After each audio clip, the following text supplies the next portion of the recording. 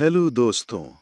आज हम बात करने जा रहे हैं एक ऐसी किताब के बारे में जो सच में माइंड ब्लोइंग है। ये किताब चैलेंजिंग है, कंट्रोवर्शियल है, लेकिन एब्सोल्युटली लाइफ ट्रांसफॉर्मिंग भी है। ओपन माइंड से पढ़ें और अपनी लाइफ में एक्सपेरिमेंट करें। स्टार्ट करने से पहले एक रिक्वेस्ट है, अगर हमारी वीडियोस अच्छी लगती हैं और आपकी लाइफ में कुछ वैल्यू ऐड करती हैं तो कमेंट और लाइक करके हमारा हौसला बढ़ाएं। और अगर चैनल पर नए हैं तो प्लीज़ चैनल को सब्सक्राइब करें। तो चलिए ओवरव्यू लेते हैं इस किताब का, जिसका नाम है the courage to be disliked, जिसके लेखक हैं इचिरो किशिमी और फुमिते कोगा।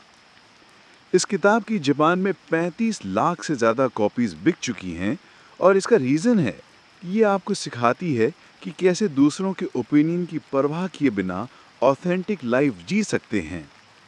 बुक एक यूनिक फॉर्मेट में लिखी गई है जिसे हम सोक्रेटिक डायलॉग स्टाइल कहते हैं। इस किताब में एक फ्रस्ट्रेटेड यंग मैन और एक वाइज फिलोसोफर के बीच 5 नाइट्स की कॉन्वर्सेशन के माध्यम से हमें सेंट्रल आइडिया समझाया गया है।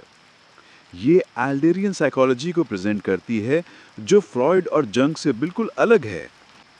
एल्डेरियन साइकोलॉजी का मेन मैसेज है, your past doesn't determine your future, you determine your future. जबकि ट्रेडिशनल साइकोलॉजी कहती है पास्ट ट्रॉमा आपको शेप करता है। एल्डेरियन साइकोलॉजी कहती है we are not determined by our experiences but the meaning we give them is self determining. इसका मतलब आप अपनी लाइफ को किसी भी मोमेंट चेंज कर सकते हैं, पास्ट के एक्सक्यूजेस की बिना।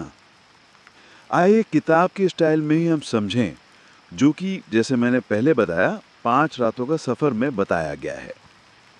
फर्स्ट नाइट डिनाई ट्रॉमा, मतलब ट्रॉमा को नकारें।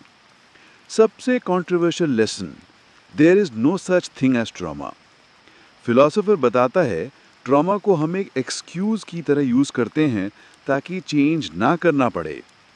आई can't be happy because of my childhood, ये एक चॉइस है, रियलिटी नहीं। Second night all problems are interpersonal, यानी सभी समस्याएं रिश्तों की हैं।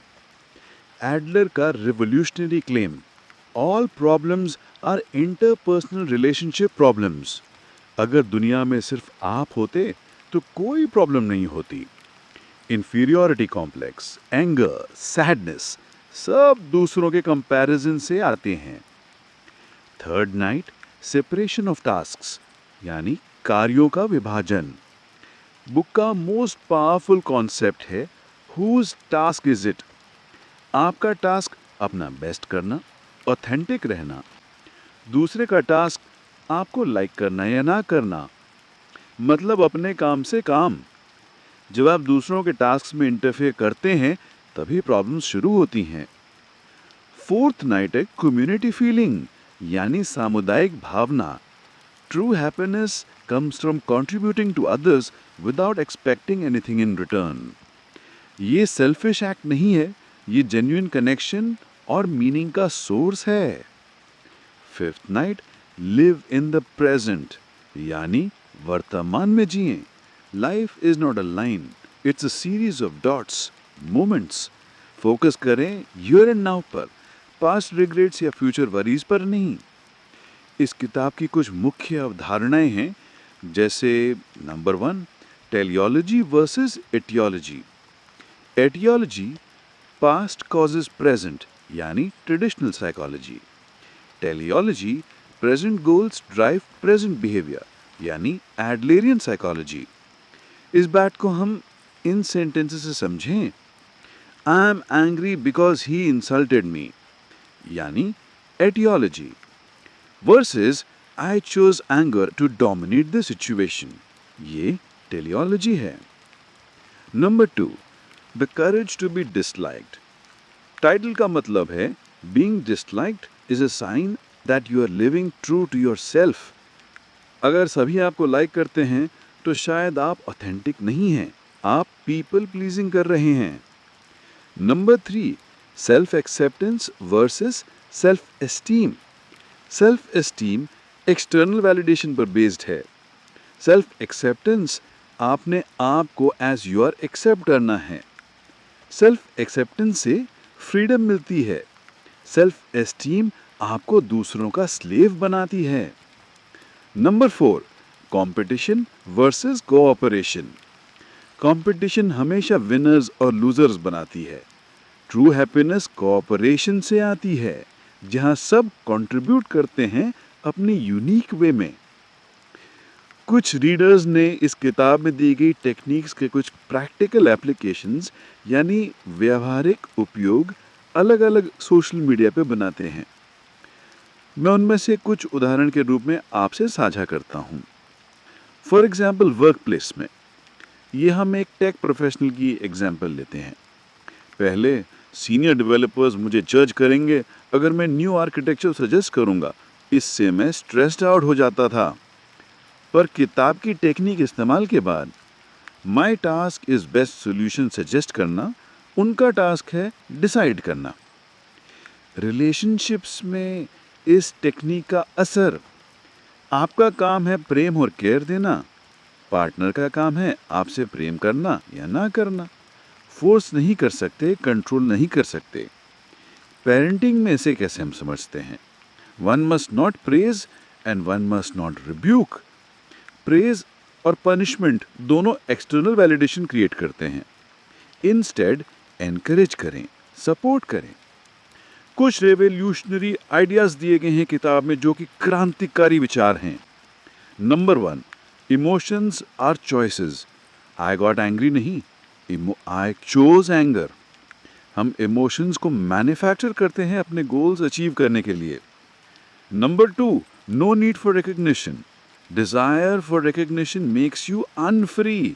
जब आप वैलिडेशन सीख करते हैं तो आप दूसरों के स्टैंडर्ड्स के अकॉर्डिंग लिव करने लगते हैं।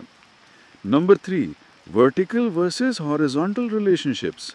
वर्टिकल रिलेशनशिप्स मतलब सुपीरियर इंफीरियर रिलेशनशिप यानी कंपटीशन बेस्ड। हॉरिजॉन्टल रिलेशनशिप्स मतलब इक्वल पार्टनरशिप यानी कोऑपरेशन बेस्ड। सभी रिलेशनशिप्स हॉरिजॉन्टल होनी चाहिए, इवन पेरेंट चाइल्ड में भी। कुछ रीडर्स ने कॉमन क्रिटिसिजम्स इन रिस्पॉन्स दिए हैं इस किताब को लेकर, जैसे ये ट्रॉमा विक्टिम्स के लिए इनसेंसिटिव है। बुक का पॉइंट ये नहीं कि ट्रॉमा रियल नहीं है, पॉइंट ये है कि ट्रॉमा को एक्सक्यूज बनाकर लाइफ को स्टक नहीं रखना चाहिए। एक्चुअली एल्डरियन साइकोलॉजी कम्युनिटी पर एम्फसाइज करती है। इंडिविजुअल स्ट्रेंथ कम्युनिटी सर्विस के लिए है।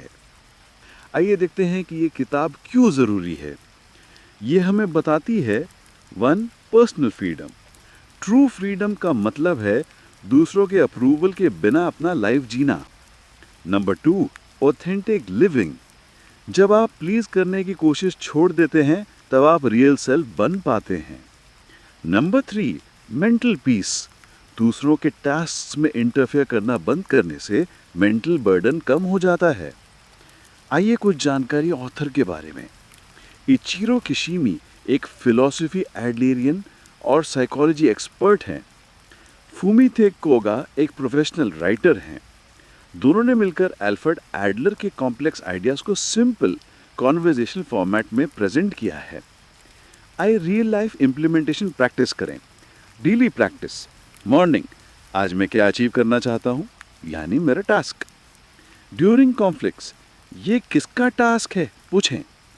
इवनिंग, आज मैंने कम्युनिटी में कैसे कंट्रीब्यूट किया। ड्यूरिंग और व्हेन फेसिंग क्रिटिसिज्म, इसे करेंगे हम। पहले ओ नो, वो मुझे डिसलाइक कर रहे हैं, अब करेंगे गुड, आई एम ऑथेंटिक, ये उनका टास्क है मुझे जज करना।